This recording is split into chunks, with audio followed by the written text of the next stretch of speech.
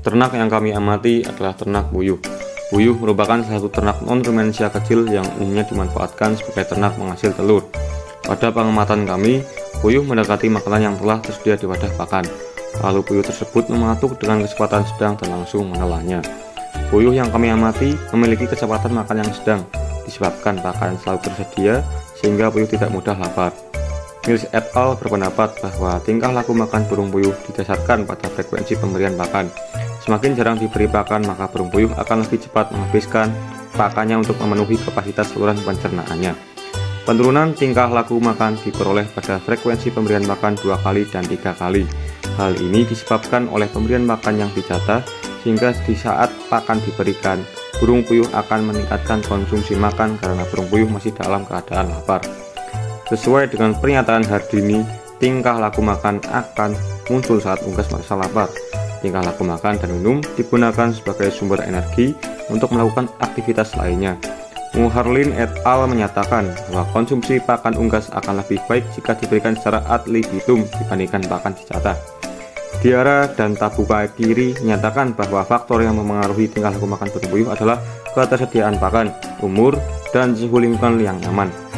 Ada beberapa bahan tambahan yang diberikan kepada puyuh, pemberian bahan tambahan berupa vitamin dan suplemen untuk memacu produksi telur. Beberapa vitamin dan suplemen kami tampilkan pada video.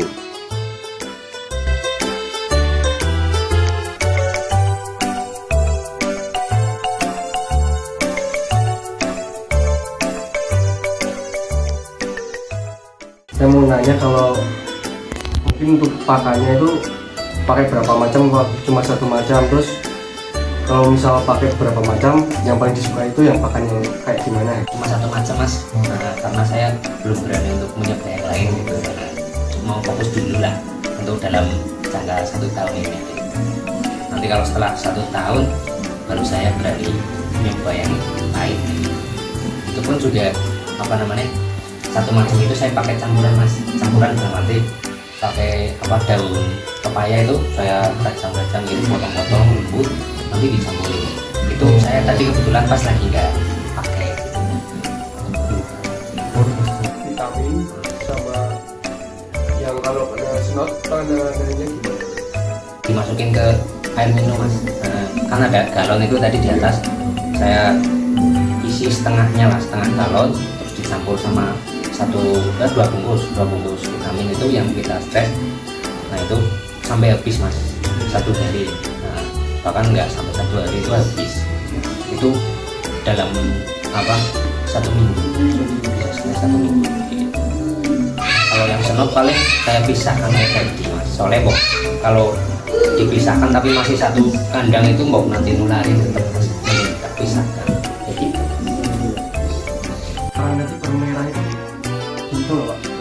Saya 1 hari itu full penuh itu ya, full yang pada merah itu misalkan tadi pagi, yaitu besok pagi udah bisa diisi lagi, cuma sehari sekali. Itu kan produksi telur ya mas. Buat nutrisi puyuhnya itu biar mencakup agar telur puyuhnya itu banyak, gimana itu? Nah, itu tahu mas ya.